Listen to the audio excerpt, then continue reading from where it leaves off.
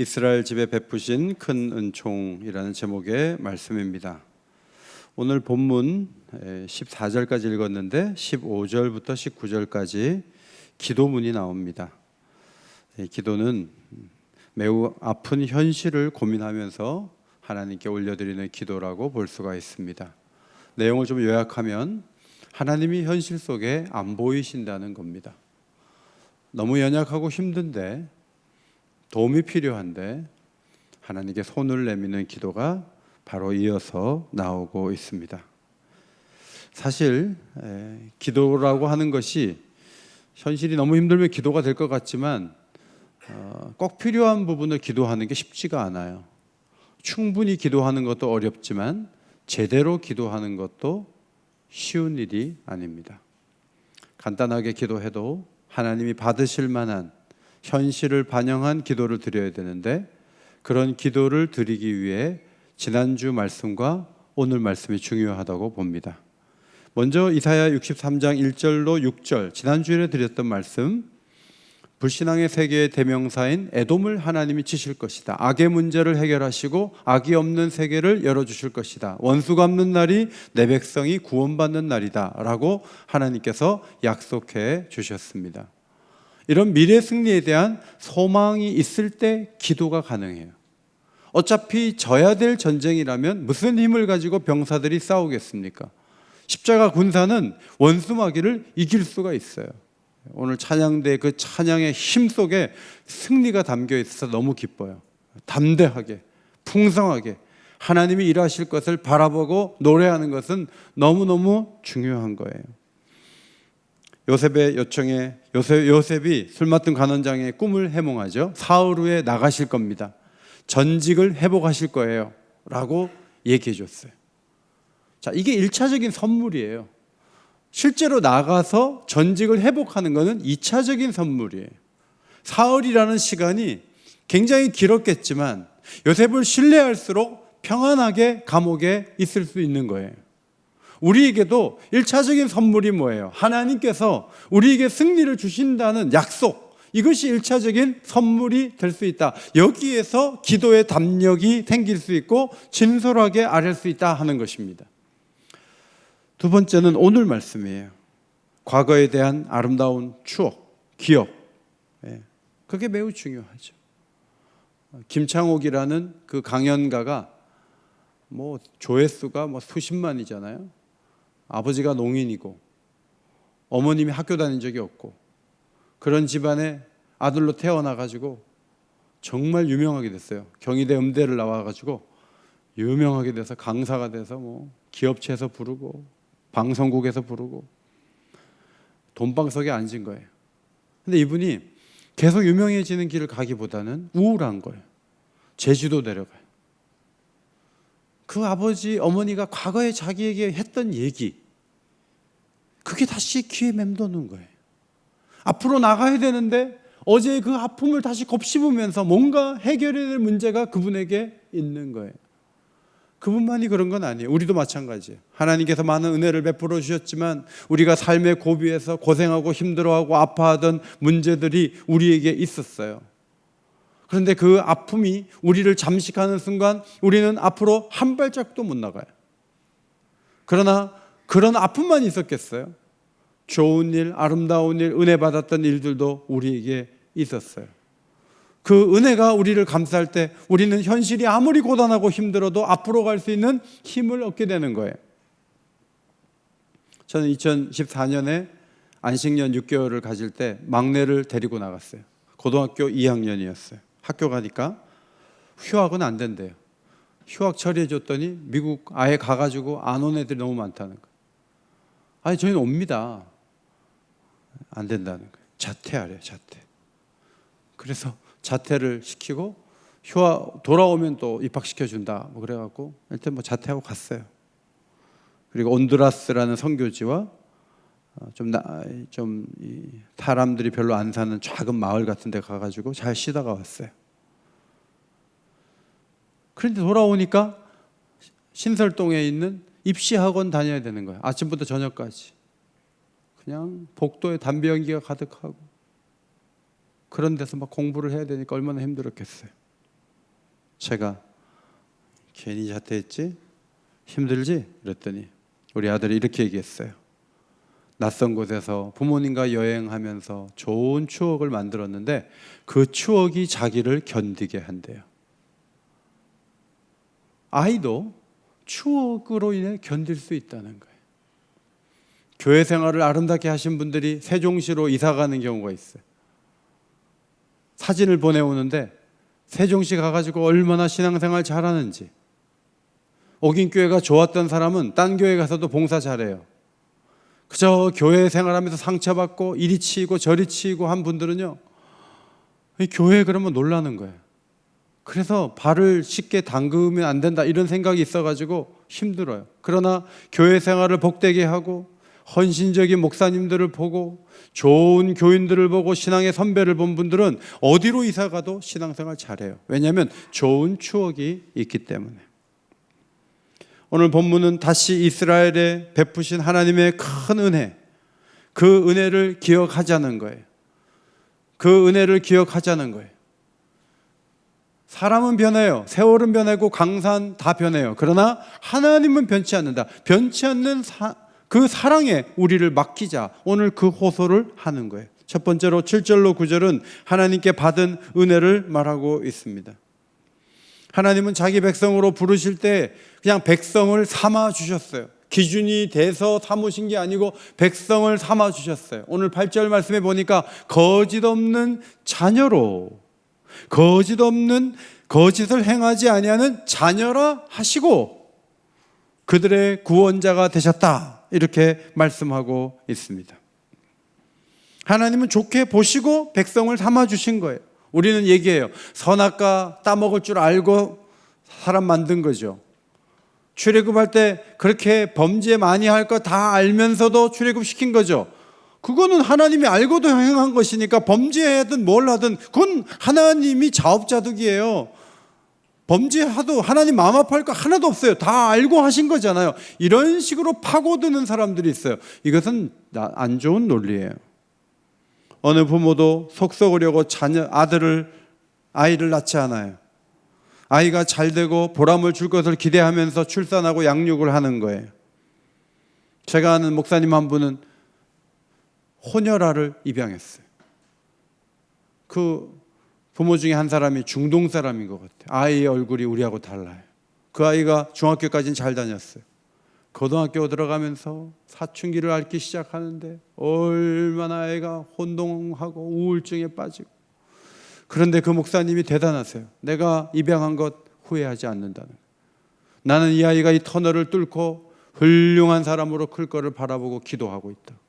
그렇게 기다리는 모습을 보게 돼요. 부모에게는 어떤 눈이 있죠? 자녀를 보는 선한 눈이 있어요. 홧김에 갖다 버려 이렇게 말할지 모르지만 그러나 속썩여도 아이가 잘 될 것을 기대하고 기다리는 거예요. 그게 부모예요. 하나님이 노예살이를 하던 그 사람들을 자기 백성으로 보시고 거짓을 행하지 않는 자녀로 대우해 주셨다는 게 중요해요. 하나님은 저들의 모든 환난에 동참하시고 사자를 보내어 구원해 주시고 자비와 사랑으로 이끌어 주시고 지나간 모든 날을 되돌아볼 때 하나님은 들고 안으신다는 거예요. 돌 전후의 아이들을 들고 안는 일을 부모가 많이 해요. 모든 날 들고 안았다는 거예요. 출애굽기, 신명기, 민수기 말씀 보면 그런 기록이 많아요. 신명기 1장 31절 광야에서도 너희가 당하였거니와 사람이 자기의 아들을 안는 것 같이 너희의 하나님 여호와께서 너희가 걸어온 길에서 너희를 안으사 이곳까지 이르게 하셨느니라. 광야 백성들만 안아주셨나요? 우리도 사실은 안아갖고 여기까지 온 거예요. 우리 발로 걸어왔다고 말하지 마세요. 하나님이 안아서 여기까지 오게 된 줄 믿습니다. 이것이 하나님께서 우리에게 주신 축복이에요. 출애굽기 19장 4절 내가 애굽 사람에게 어떻게 행하였음과 내가 어떻게 독수리 날개로 너희를 업어 내게로 인도하였음을 너희가 보았느니라. 독수리 새끼를 그 어미가 날개로 업어가지고 움직이면서 훈련을 시키는 거예요. 애굽에서 10가지 재앙을 퍼부어서 건져내시고 독수리 날개로 업어서 인도했다. 출애굽기 23장 내가 사자를 내 앞서 보내어 길에서 너를 보호하여 너를 내가 예비한 곳에 이르게 하리니. 하나님이 앞서 가시는 거예요. 천사를 앞서 보내시는 거예요. 그래서 이끌어 가신다. 성도 여러분, 부모의 사랑과 하나님의 사랑이 닮았어요. 부모에게 그런 사랑을 주신 분이 하나님이에요. 하나님은 아버지가 되어주시는 분이에요. 창세기를 보면서 야곱의 아들들의 문제점을 발견해요. 특별히 레아의 아들들은 분노가 많아요. 그게 아버지 때문에 그럴 거예요. 엄마가 4명이에요. 가장 먼저 자기 엄마를 아내로 삼은 아버지가 두 번째로 결혼한 라헬만 좋아해요. 그냥 엄마한테 한번 다녀가면 아기가 생겨서 애는 6이지만 아버지는 엄마를 사랑한 적이 없어요. 그래서 이 자식들에게는 분노가 있어요. 기회가 되면 남을 해쳐요. 동생도 팔아버려요. 그것이 레아의 아들들이에요. 그런데 내 엄마에게서 난 12아들을 이스라엘의 12지파의 조상으로 삼으세요. 이것은 놀라운 하나님의 은총이에요. 범죄할 사람들이에요.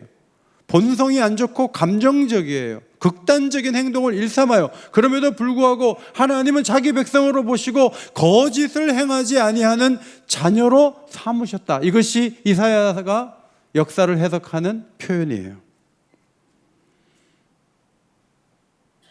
여러분, 출애굽의 역사가 왜 중요해요? 이게 바로 우리 얘기예요. 에베소서 2장 1절 허물과 죄로 죽었던 우리는 죄와 허물로 죽었어요. 하나님에 대해서, 하나님의 선함에 대해서 반응할 만한 아무런 힘이 없어요. 그게 우리예요. 정말 착하고 좋은 사람 예배당에 데려다 놓으세요. 힘듭니다. 제가 40분, 30분 정도 설교하면 그 사람에는 10시간이에요. 안 들어옵니다. 우리는 하나님께 반응할 만한 힘과 능력이 아무것도 없어요. 그런데 예수님을 보내주신 거예요. 우리를 구원해 주신 거예요. 그래서 바울이 에베소서를 쓰면서 구원의 이유가 우리에게 있는가? 아니, 하나님께만 있다. 우리에게는 없다. 자, 그 표현을 에베소서 1장 5절에 이렇게 하고 있어요. 앞에 보시고 함께 읽겠습니다. 시작. 그 기쁘신 뜻대로 우리를 예정하사 예수 그리스도로 말미암아 자기의 아들들이 되게 하셨으니. 그 기쁘신 뜻대로 하나님 좋아서 우리를 그분의 백성으로 삼으셨다 하는 거예요. 우리 주변에 우리보다 착하고 선하고 정말 좋은 집안에서 자라가지고 좋은 행동을 하는 사람들이 많이 있어요. 그런데 그분들은 십자가가 믿어지지 않는데, 앞으로 믿을지 모르지만 지금까지는 안 믿어졌대요. 그런데 우리는 그냥 어떤 분은 한 번 얘기하는데 눈물을 주르르 흘려요. 교회 처음 왔는데 그날 그냥 주님 만나는 분도 계세요. 근데 그 사람이 아주 선하고 기준에 맞는 사람이냐? 그렇지는 않은 경우가 많아요. 그래서 하나님께서 좋아서 우리를 불러서 우리가 예수를 믿게 됐다. 그래서 그 표현을 그 기쁘신 뜻대로 해요. 우리는 일을 하면 품삯을 받아요. 근데 일을 안 해도 받는 돈이 있다면 그것은 은혜예요. 그래서 우리가 받은 구원을 사도 바울은 에베소서 1장 6절에 거저 주시는 은혜라고 표현해요. 따라합시다. 거저 주시는 은혜. 우리 그냥 받았어요. 거저 주시는 은혜. 오늘 나가실 때 스포츠 타올하고 만보계하고 이렇게 홍보물을 드려요. 그냥 거저 드립니다. 그러나 거기에 조건이 달려 있어요. 많이 걸어가지고 기도하면서 걸으면서 이웃을 함께 한번 도와주자. 그런 어떤 슬로건이 거기는 붙어 있어요. 하나님께서는 거저 주시는 거죠. 하나님은 속속을 줄 아시고 우리가 범죄할 줄 알고 근데 우리를 불러주셨다. 그렇게 말하면 안 돼요. 그 말은 좋은 말이 아니에요. 하나님은 일방적인 사랑으로 자기 백성을 삼아 주셨고 거짓을 행하지 않는 자녀로 보시며 우리를 구원해 주셨다. 이것이 이사야에게 배울 수 있는 표현이에요. 바울이 그런 고백을 했어요. 내가 전에는 비방자요 박해자요 폭행자였으나 누구를 비방했어요? 교회를 비방했어요. 누구를 박해했어요? 성도를 박해했어요. 누구에게 폭행을 행한 거예요? 예수 잘 믿는 사람을 때렸다고요. 잡아다 가뒀다고요. 그런데 예수를 믿는 사도가 됐어요. 믿지 않을 때 알지 못하고 했다는 이유가 있지만 그 뒤에 나오는 말씀이 놀라워요. 우리 주의 은혜가 그리스도 예수 안에 있는 믿음과 사랑과 함께 넘치도록 풍성하였도다. 내게 문제가 많지만 하나님의 은혜가 더 커서 내 모든 비방과 폭행하고 잘못한 모든 것들을 뒤덮어버리고 그분의 사도가 될 수 있도록 나를 이끄셨다. 이렇게 고백하는 거예요. 우리도 마찬가지. 우리에게 문제가 있고 아픔이 있고 해결되지 않는 습관이 있고 중독 증상도 있고 뭐 많이 있어요. 그럼에도 불구하고 하나님 우리를 기뻐하셨어요. 그분의 은혜는 너무너무 큰 거예요. 그 은혜를 성취하기를 소원합니다. 은혜를 성취해야 돼요. 오늘 할렐루야 찬양된 제가 보기에는 2배의 소리를 다 내셨어요. 2배의 소리. 남자를 해보니까 7명밖에 안 되는데 남자들이 20명처럼 소리를 내셨어요. 하나님께서 주시는 은혜가 너무 크니까 크게 찬양하는 거죠. 두 번째, 이스라엘의 배교를 10절에서 다루고 있죠. 아담과 하와가 선악과를 따먹는 게 반역이에요. 이스라엘의 역사는 반역의 역사예요. 하나님을 은혜를 받아서 은혜에 보답하고 은혜를 기뻐하고 은혜에 감사하는 게 인생이 걸어가야 될 길이지만 그냥 반역하는 거예요. 그것이 하나님을 향해서 사람들이 계속 잘못한 모습이에요. 죄와 오판은 하나님의 영을 근심하게 만들고 공급자이신 하나님, 구원자이신 하나님을 대적자가 되게 만들어요. 하나님과 우리와의 관계는 언약적 관계예요. 따라합시다. 언약적 관계. 언약적 관계는 부부 관계를 말해요. 자, 결혼했는데 계속 다른 여자 쫓아다녀요. 그러면 그런 사람하고 왜 살아요? 그럼 끝나는 거예요. 언약을 어기고 있잖아요. 밤에 들어오지도 않아요. 돈도 안 갖다 줘요. 그런 남편하고 어떻게 살아요? 하나님과 우리의 관계는 그냥 어떻게 해도 참고 기다리고 좋아하는 아버지가 아니에요. 하나님은 언약적 관계 속에서 우리를 사랑하시는 거예요. 해야 할 바를 하고 그분이 원하시는 길을 걸으면 복을 주시고 그분이 원치 않는 일들을 계속하면 벌을 주시는 분이에요. 그것이 언약적 관계의 특징이에요. 출애굽 역사를 보면 반역 행위가 제가 어제 보니까 금방 10개도 정리하겠어요. 5개만 제가 정리를 해봤어요. 첫째로 과거로 돌아가는 거죠. 출애굽기 14장 12절에 애굽 사람을 섬기는 것이 광야에서 죽는 것보다 낫겠노라 이런 말을 했어요. 10가지 재앙을 거쳐서 홍해 앞까지 왔는데 뒤에는 군사들이 쫓아오고 앞에는 바다잖아요. 그러니까 죽겠다는 얘기를 이런 식으로 하는 거예요. 그냥 종로로 하는 게 좋지 여기서 우리가 왜 죽어? 이렇게 나왔어요. 그런데 이 말을 계속 반복하는 거예요. 구원이 필요 없다는 거예요. 잘 먹고 잘 사는 게 중요하다는 거예요. 여러분 예수 믿은 다음에 후회하신 적 있어요? 구원받은 거 물립시다. 나 예수 안 믿어도 돼요. 나 교회 생활 안 해도 돼요. 혹시 그런 생각 하신 적 있어요? 그런 말을 하신 적 있어요? 그게 반역적인 태도예요. 베드로 사도의 시대에도 그런 사람들이 있었던 것 같아요. 베드로후서 2장 20절에 만일 그들이 우리 주 대신 구주 예수 그리스도를 알므로 세상의 더러움을 피한 후에 다시 그 중에 얽매이고 이기지 못하고 지면 그 나중 형편이 처음보다 심하리니 개가 토하였던 것으로 돌아가고 돼지를 씻어놓고 다시 더러운 것을 묻히는 것과 마찬가지라는 거예요. 토했던 거 먹어본 적 있어요? 예수를 믿고 구원을 맛본 후에 교회를 떠나고 신앙이 필요 없다고 보고 예배가 무너지면 예수 믿기 전보다 훨씬 심각한 어려움이 올 거예요. 왜냐하면 반역을 하기 때문에 하나님이 그냥 두지 않으세요. 신앙을 끝까지 지키는 게 중요해요.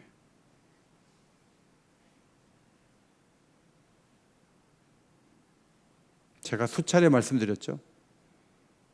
우리 고성재 목사님이 오셔서 하신 말씀이 새벽 기도에 마치고 집이 저 언덕 위인데 함석으로 된 연탄재 놓는 그 함석 옆에 어느 집 함석 옆에 앉아 계시다가 돌아가신 그 교회 재직이 있었다는 거잖아요. 기도를 그렇게 하는 거예요. 죽기 전까지 주님에 대해서는 흐트러짐이 없는 자세로 사는 거예요. 그게 충성이에요. 안 믿는 게 좋아요? 예배가 없고 편안한 게 좋아요? 아니요. 좀 힘겨워도 뭔가 하는 게 좋은 거예요. 토요일 날 수영로교회 우리 박정건 목사님이 수영로교회 식구들, 농인들 6명 데리고 왔어요. 아침에 교보에 가서 파리 크로아상에서 아침 대접을 했어요. 나가려고 하는데 토요일 아침에 피곤하더라고요. 그래도 여기서 충성했던 종인데 가서 밥이라도 사줘야지. 일산에서 성경 고사대회가 있대요. 그래서 올라왔는데 아침에 밥을 사주는데 얼마나 제 마음이 기쁜지. 나오기를 잘했다. 여러분, 농인들 밥 사줘도 기분 좋은데 하나님께 예배하는데 감격이 없겠어요? 조금 힘들어도 기도하는 자리에 나오세요. 예배하는 자리를 피하지 마세요. 하나님을 바라보고 하나님 의지하고 사는 게 우리가 행복한 길이에요. 두 번째로는 먹고 마시는 문제를 염려하는 거죠. 이게 반역이죠. 백성이 모세에게 원망하여 이르되 우리가 무엇을 마실까? 마라의 쓴물을 맛보니까 너무 쓴 거예요. 이제 먹을 것도 없고 마실 것도 없고 이게 뭐냐? 나무가지를 던지니까 물이 달아졌어요. 조금 가다 보니까 엘림이라는 샘이 나오는데 12개의 샘이에요. 거기에 종려나무가 12그루가 있는 거예요. 그 샘을 언제 파셨냐고요? 그 나무를 언제 심으셨냐고요? 아주 오래전에 그렇게 하신 거예요. 왜? 자기 백성이 거기 지나가는 길목이거든요. 그거를 하나님은 오래전에 예비하셨는데 그걸 못 보는 거예요. 그냥 지금 물맛이 쓰다는 것만 보는 거예요. 그러니까 원망하는 거예요. 여러분, 염려가 굉장히 큰 죄라는 것을 아십니까? 신문 기자들은 염려할 거리를 막 써내고 있어요. 저는 요즘에 내용이 무서워서 잘 안 봐요. 큰 제목만 봐요. 그거 뭐 다 읽다가는 제가 감당이 안 될 것 같아요. 불황이 처음이에요.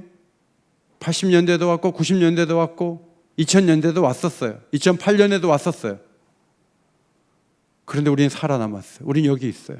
이번 불황도 통과할 수 있어요. 아멘? 그냥 숨 넘어가는 것처럼 그렇게 하면 더 빨리 죽어요. 그러지 마세요. 물결이 하나 오긴 오는데 과거에 쓰나미에서도 살아남게 하셨는데 하나님 도움 받으면 되지. 이렇게 나가는 게 매우 중요해요. 예수님께서 여러 가지 비유를 하실 때 가시떨기에 떨어진 씨앗이 열매를 맺지 못한다. 자라지를 못해. 가시가 막아가지고. 그 가시가 뭔가 세상의 염려와 재물의 유혹이라는 거예요. 염려가 많은 분들이 손을 펴지를 못하고 예물도 못 드려요. 이진구 집사님이 일부에 배우시는데 안수 집사를 받고요, 얼마나 많은 헌금을 드린지 몰라요. 그 장애인이, 그 재산이 없는 사람이 어떻게 보면 자신의 모든 것을 드렸어요. 그분도 돈이 있어야 살 거 아니에요. 물질을 의지하면요, 물질을 드릴 수가 없어요. 하나님께 드리고도 살아가는 비결을 어릴 때부터 배워야 돼요. 그것이 하나님의 축복이에요. 세 번째는 우상 숭배. 백성이 아론에게 이르러 말하되 일어나라, 우리를 위하여 우리를 인도할 신을 만들라. 모세가 시내 산에서 말씀을 받을 때, 더디 내려올 때 불안하죠. 눈에 보이는 신을 좀 만들자는 거예요. 아론이 협력해서 목걸이, 귀걸이 다 해서 금으로 송아지 형상을 만들었어요. 거기서 번제 드리고 화목제 드리고 뛰어놀았어요. 먹고 마셨어요. 모세가 내려오다 보니까 기가 막힌 거예요. 산 위에서 그냥 돌비를 집어 던졌어요. 송아지 다 쪼개가지고 불태워가지고 가루를 만들어서 우상 숭배한 사람 다 먹어라, 마셔라. 자, 신을 먹으면 죽을 거 아니에요. 멀쩡하게 살아있네요. 아무것도 아닌 금덩어리에 불과한 거예요. 하나님 우상 숭배하는 모습 보고 너무 실망하셨어요. 하나님 말씀하셨어요. 내가 이 백성과 함께 동행하지 않겠다. 같이 가지 않겠다. 너희끼리 올라가라. 우상 숭배를 하던 사람 3,000명이 죽었어요. 교회를 안 나올 수 있죠. 온라인 예배 잘 드리는 분이 고마워요. 그러나 여러분, 이 거친 세상을 하나님 없이 살기로 작정하면, 그러면 그 다음에는 그 사람이 우상을 찾지 않겠어요? 눈에 보이는 뭔가를 의지하면서 거기에 걸려들지 않겠냐는 말이에요. 눈에 보이지 않는 하나님을 소홀히 하면서 그 다음부터는 우상숭배하는 가능성이 너무너무 큰 거예요. 그래서 교회를 등지면 위험한 거예요. 우리 자녀들도 교회 등지면 위험한 거예요.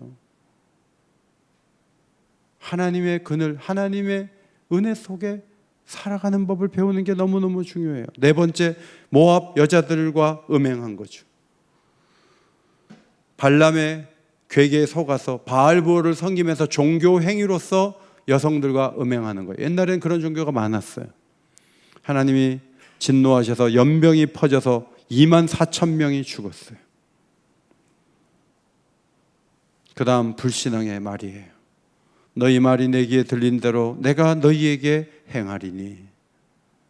가나안에 들어가야 되는데 싸우다가 죽으면 뭐해? 애굽으로 돌아가자 이러고 있어요. 그러면서 울어요. 밤새 통곡을 해요. 그러니까 하나님 말씀하셨어요. 내가 그걸 다 기도로 받아줄게. 그래, 그렇게 말한 대로 그대로 해줄게. 그래서 여호수아와 갈렙 외에는 가나안 땅에 아무도 못 들어갔어. 여러분, 기도는 믿음으로 해놓고 친구하고 대화할 때, 성도들과 대화할 때 불신앙의 말을 하면 그게 반역행위예요. 하나님이 그것을 매우 싫어하세요. 마지막으로 11절로 14절은 길을 여신 능력의 하나님을 보여줘요. 모세가 홍해의 앞에 오른손을 내밀었을 때 하나님의 영광의 팔이 오른손을 잡고 있었다. 앞이 막혔는데 길을 활짝 여신 그 능력의 하나님. 홍해를 걷는 게 왜 중요해요? 구름과 바다에서 세례를 받았느니라. 바로의 손아귀에서 이제 완전히 해방되었고 성령을 부으셔서 인격적인 관계를 맺고 낮에는 구름 기둥을 보고 밤에는 불 기둥을 보며 하나님의 임재 속에 살게 해주시고 14절 평안을 주시는데 골짜기로 내려가는 가축처럼 편히 쉴 수 있게 해주셨다 하는 거예요. 물론 광야에서 힘들었겠죠. 뜨거우니까, 밤엔 추우니까. 그러나 하나님이 옷이 떨어지지 않게 하셨어요. 발이 부르트지 않게 하셨어요. 생각해 보세요. 아침이면 먹을 게 다 내려와요. 그거 걷어서 먹으면 돼요. 아침에 출근도 안 해요. 퇴근도 안 해요. 수능 시험도 없어요. 경쟁해서 다녀야 될 것도 없고 자동차 오염돼서 뭐 이게 공해도 없고 그냥 살면 돼요. 사랑하면서 미래를 꿈꾸면서. 그런데 죽겠다 그런 거예요. 저는 광야에서 좀 덥고 춥고 그래도 그냥 아침에 막 계속 먹을 거 주고 그러면 거기 가 있고 싶어요. 그냥 아무것도 안 하고 그냥 하나님께 예배만 드리고. 근데 그게 힘들었던 거예요. 13절에 말의 부정적인 이미지로 약간 쓰였지만 13절에 말이라는 단어가 나오죠. 말이 광야에서 달리듯이 그들을 깊은 바다로 걸어가게 하신 그분이 이제는 어디에 계시는가? 홍해를 마른 땅같이 건너게 하신 그 하나님, 어느 누가 바다 속으로 막 들어가겠어요? 아무리 길이 놓였다 할지라도 바닷물이 합치면 죽는 거잖아요. 그러나 믿음을 가지고 말이 광야에서 달리듯이 쫙 들어간 거예요. 그런데 안전하게 건널 수 있도록 능력의 하나님이 그들을 지켜주신 그 능력의 하나님, 그 능력의 아버지를 바라본다는 거예요. 이게 매우 중요한 고백이에요. 앞으로 바벨론 포로로 잡혀가요. 능력의 아버지께서 바벨론에서 돌아오게 하실 때 홍해에 길을 내신 그 능력으로 자기 백성을 있어야 될 곳으로 돌아오게 하시는 거예요. 그 능력의 하나님은 아들이 죽어서 무덤 속에 묻혔을 때 사흘 만에 다시 살아날 수 있는 생명을 부으시고 그 아들을 능력으로 부활 승천시키셔서 자신의 오른편에 앉혀주신 그 능력의 하나님이라는 거예요. 여러분의 현실이 어려워요? 능력의 아버지가 눈만 껌뻑껌뻑 하면서 가만히 계실 것 같아요? 하나님이 노인이에요? 아니에요. 어떤 문제가 있든지 그 능력의 아버지께 맡기시기를 바랍니다. 하나님을 신뢰하고 맡기세요. 그러면 능력의 아버지가 도와주신다는 확신을 가지고 앞으로 나갈 수 있어요. 이렇게 두 가지를 강조하잖아요. 전능하신 하나님이 모든 대적을 무너뜨릴 것이다. 6절까지. 7절부터 14절까지는 이스라엘 백성에게 큰 능력을 보여주시고 그들에게 은혜를 주시는 아버지시다 라고 선언한 후에 15절부터 기도가 시작되는 거예요. 이게 기가 막힌 기도예요. 크게 네 가지예요. 첫째, 주의 열성과 능하신 행동을 보기 원하나이다. 우리도 열심을 내요. 우리도 능력이 있어요. 그런데 지금 우리 사회에 고통하는 문제, 남과 북이 갈라선 문제, 우크라이나가 침공을 받아서 전쟁이 끝나지 않는 문제, 계속 석유값이 오르는 문제를 사람이 해결할 수 있어요? 하나님이 열심을 내시고 하나님이 능하신 행동을 할 때 우리가 도저히 머리를 맞대도 풀리지 않는 문제가 그때 풀려질 줄 믿습니다. 그래서 기도할 때 그렇게 기도하세요. 주의 열성과 능하신 행동을 우리가 다시 보기를 원하나이다. 다음 주에 노은식 장로님이 첫 번째 장로님에서 기도를 해요. 이 기도문을 꼭 넣으세요. 주의 열성과 능하신 행동을 어긴 교회가 모든 성도들이 다시 보기를 원하나이다. 그 기도 꼭 넣으세요. 네? 네. 예. 반응이 너무 늦어요. 좀 빨리 나와야 되는데 반응이 늦으세요. 두 번째로는 주는 우리의 아버지이십니다. 이 한마디로 끝나는 거예요. 아버지가 여러분은 엄마만 귀하고 엄마만 애들 사랑한다고 생각하는데 제가 보기에는 아버지가 엄마보다 더 깊은 사랑을 갖고 있어요. 정말 그래요. 제 아내가 요즘에 통밀로 이렇게 빵을 구워서 그걸 먹거든요. 근데 며칠 전에 너무 모양이 잘 나왔어요. 사진에 이렇게 올리니까 막 애들이 그 빵 먹고 싶다고 막 그래요. 카톡에서. 그래서 포천에 있는 아들 보고 갖다 주자고, 가자고 그랬어요. 정말 갈라 그랬어요. 근데 제 아내가 막아서 못 갔어요. 누가 자식을 더 사랑하는 거예요? 아버지잖아요, 아버지. 여러분, 하나님께서 좋은 아버지가 됐어요. 여러분이 기도하면 채워주시고 도와줄 아버지신 줄 믿습니다. 하나님이 얼마나 섬세한지 몰라요. 정두환 선교사님이 가시면서 목사님, 유치원을 재개원해야 되는데 교복이 필요합니다. 얼마 정도 될까요? 100만 원이요. 제가 당에 말씀드려서 그거 해드릴 수 있을 거예요. 염려하지 말고 가세요. 그랬어요. 여러분, 그 다음 날 어떤 집사님 저 좀 보세요. 이거 언론 꽃게 좀 헌금하려고 갖고 왔어요. 얼마예요? 100만 원이요. 다음 날 하나님이 다 듣고 계세요. 하나님이 당회를 통해 하지 말고 내가 한 종을 보낼 테니까 그 돈 받아가지고 유치원 옷 해라. 그거 아니에요? 하나님은 아버지세요. 제가 빵 갖다 주고 싶어 할 정도면 하나님은 더 우리를 사랑하시고 더 공급해 주시고 더 건져 주시기를 원하시는 좋으신 아버지이신 줄 믿으시기 바랍니다. 그래서 기도할 때 하나님 아버지 좀 그렇게 좀 기도하세요. 하나님 아버지를 좀 부르세요. 신학교 다닐 때 옆에 선배가 밤새 기도하는데 기도 내용이 뭔지 아세요? 아버지. 저는 몇 시간을 아버지를 찾는 선배를 봤어요. 아버지인데 안 도와주겠어요?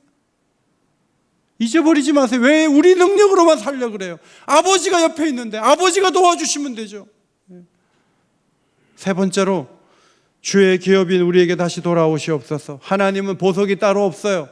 하나님은 땅이 따로 없어요. 하나님은 자신의 멸류관과 자신의 보석이 우리예요. 그분의 기업은 우리예요. 우리가 잘 되는 게 그분의 행복이에요. 그러므로 아버지여 다시 돌아오셔서 당신의 기업인 우리가 살아나고 행복하고 아름답게 사명 감당하며 가는 모습을 보게 해주세요. 보시는 것이 좋지 않겠어요? 하나님 돌아오세요. 이렇게 기도하는 거예요. 네 번째, 주의 성소가 유린되었지만 다시 회복시켜 주시옵소서. 때로는 성전이 문을 닫아요. 예루살렘이 무너져요. 앞으로 이사야 시대 이후에 예루살렘이 또 무너질 거예요. 그럼에도 불구하고 하나님은 새 예루살렘을 만드실 놀라운 능력의 하나님이에요. 하나님의 회복력은 대단한 분이에요.